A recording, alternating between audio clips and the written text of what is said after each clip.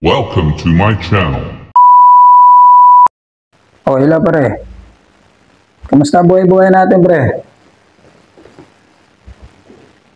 Ayos naman. Maganda yan pre pagka ganyan. Tuloy-tuloy lang. Laban lang sa buhay. Oh, nandiyan ka na pala pamangkin. Ano nangyari sa'yo? Chong, napagtripan ako sa labas. Ha? Opo, Chong, nabanatan ako sa labas. Wala naman po ang ginagawa Bakit kang babanatan? Hindi ko nga po alam, Chong. Pinagtripan po Ano ba ako, ginawa Chong. mo? Naglalakad lang po ako, Chong eh. Binanatan po ako bigla eh. Ayun sinasabi ko sa'yo eh. Napagtripan ka sa labas. Opo, Chong. Ano ginawa mo? Lumaban ako, Chong. Lumaban ka. Opo, Chong, lumaban ako. Kaso marami sila eh. Marami sila. Opo, Chong, marami sila. Eh di masakit ang katawan mo ngayon yan. Parang ganun na nga po, Chong. Lagi ko kasi sa'yo sinasabi, lagi kang binibilinan. At sa tuwing alis ka ng bahay,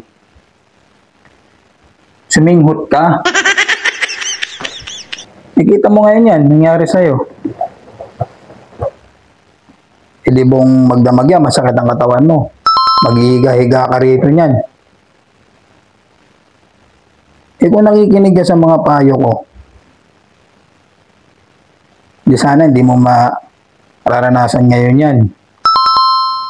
Sabi ko kasi sa'yo eh, bago ka umalis ng bahay, mag-rugby ka. Mag-rugby ka bago ka umalis ng bahay. Suminghot ka. Para hindi mo maramdaman yung mga sakit. Katulad ngayon yan. Napaaway ka, napagtripan ka. Eh kung nakarugby ka, hindi mo mararamdaman yung sakit. Tsaka ang kagandahan ha, pag nakasinghot ka, lahat ng hero matatawag mo. Yung mga hindi mo kayang gawin, magagawa mo. Mga kumpu-kumpu. Kahit anong dami nun, ubus yung kaaway mo na yun. Yan sinasabi ko sa'yo. Susunod, bago ka lalabas ng bahay na to, suminghot ka muna. Para sakaling mabanatan ka ulit, hindi mo mararamdaman yung sakit.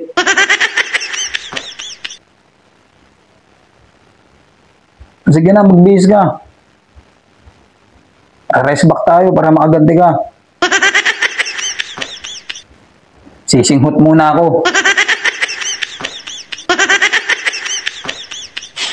Gunggong! Barinig kita sa mukha eh!